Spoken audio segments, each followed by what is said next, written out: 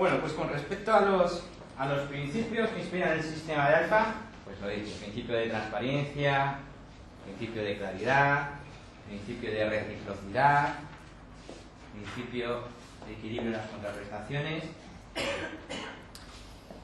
Bien, cuando uno acude a una agencia inmobiliaria, acude, ya lo veíamos ayer, pues para contratar servicios relacionados con el sector inmobiliario. Quiero comprar, quiero vender, quiero alquilar, busco esto, busco lo otro. Pero yo os pregunto, cuando uno acude a una agencia inmobiliaria, ¿de qué forma puede contratar los servicios de una agencia inmobiliaria? ¿Tiene que firmar un contrato o puede encargarlo verbalmente? Depende de la empresa. En general. Normalmente hay que firmar algo. Lo ideal es que se firme algo, pero no podemos obviar que es habitual que uno llegue a una agencia inmobiliaria y le diga a la agencia: oye, quiero vender mi casa, no te voy a firmar nada, pero quiero que tú, si te interesa, te encargues la comercialización. Yo quiero tanto por mi casa y pues, se ponen otras condiciones, pero se hace verbalmente. Es decir, que cuando uno acude a una agencia inmobiliaria, un cliente puede contratar los servicios de la agencia de dos maneras: verbalmente o por escrito. Las dos formas son igualmente válidas. Ya vimos ayer que nuestro sistema regía lo que se llama el principio de libertad de forma. ¿Y eso qué significa? Que mientras que una ley no diga que para que un contrato sea válido tenga que tener determinada forma, cualquier forma es válida, incluida la forma verbal. Pues bien, sin perjuicio de que las dos formas son válidas, lo que es evidente es que las dos formas no son igual de seguras. ¿Qué creen ustedes que es más seguro? ¿Trabajar con un encargo verbal o con un encargo por escrito? Con un encargo, evidentemente, por escrito. Bien. Pero ya hemos dicho que es habitual trabajar con encargos verbales y eso supone una gran inseguridad. Para reducir en la medida de lo posible esa inseguridad, aquí en Alfa lo que tenemos diseñado es un protocolo de actuación, o lo que aparece últimamente mucho en medios, lo que se llama una hoja de ruta. Es decir, cuando yo trabajo con encargos verbales, vamos a ver cómo voy a tener que hacer determinados actos, cómo voy a tener que pedir determinada documentación y cómo en todo caso el cliente me va a tener al menos que suscribir determinada documentación. ¿De acuerdo? Y eso es lo que vamos a ver en primer lugar. Cómo tengo que trabajar cuando trabajo con encargos verbales. ¿De acuerdo? Bien, todos los documentos que vamos a ver los tienen colgados en la intranet de la red, de la página web de Alfa.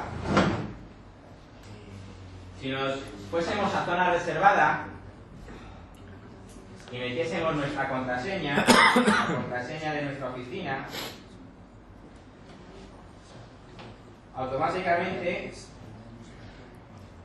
accederíamos a un conjunto de contenidos muy prácticos para el día a día de la agencia. Entre esos contenidos, si ustedes se dan cuenta, hay uno que es documentos. Y aquí aparece un listado de más de 40 documentos que se van actualizando y que se van ampliando, que son los documentos que nosotros vamos a utilizar en el día a día. ¿De acuerdo? Es decir, cuando yo vaya a afrontar una operación y necesite determinada documentación, es tan sencillo como meterme en la página web, acceder a la zona reservada y descargarme el documento. Estos documentos están en formato Word, de tal manera que yo puedo meter los nombres y directamente imprimir. ¿Queda claro?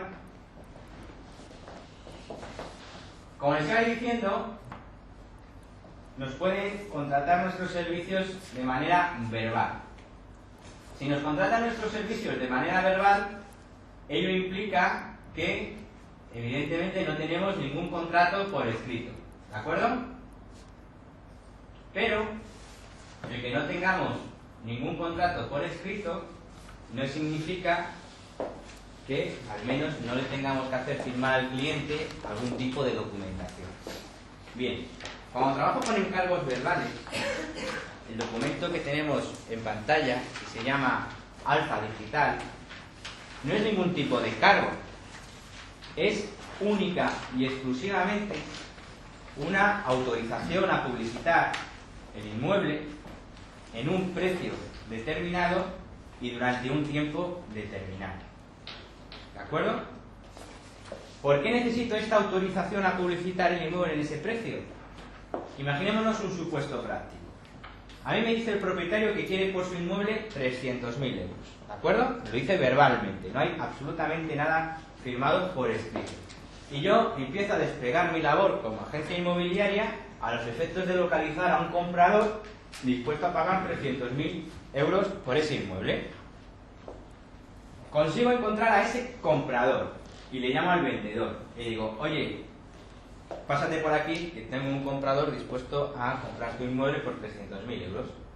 Y me dice el comprador, el vendedor, disculparme, no, ya no quiero 300.000, ahora quiero 306.000. Bueno, cojo yo y se lo comunico al comprador, oye, que había dicho que el inmueble costaba 300.000 euros, pero ahora resulta que el vendedor quiere más, quiere 306.000. ¿Vosotros creéis que se puede sentir engañado el comprador? Simplemente.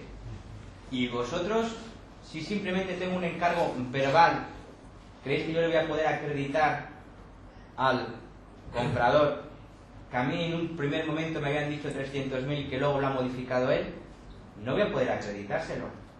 Y si el comprador se siente engañado, lo mínimo que puede hacer a lo mejor es pedirme una hoja de reclamación, ponerme una reclamación o ponerme una denuncia en consumo.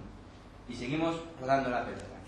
Llega a consumo, ¿cómo le acredito ya a consumo que la variación en el precio es imputable a un cambio de opinión en última hora del vendedor? Y no a una práctica fraudulenta mía en lo que estoy tratando es de conseguir 6.000 euros para mí en concepto de honorarios. ¿Veis? La importancia de tener un documento donde al menos conste el precio en virtud del cual me autorizan a mí a publicitar el inmueble. El documento, como veréis, es muy sencillo, es únicamente un párrafo. Y dice, don fulanito de tal, evidentemente ahí deberá figurar la persona que me autoriza a publicitar y que previamente me ha encargado verbalmente la venta del inmueble, dice mayor de edad, con DNI tal, domicilio tal, que actúa como, y aparece el propietario o su representante. Ahí tendremos que poner, marcar lo que corresponda. Si actúa como propietario o si actúa como representante de la propiedad.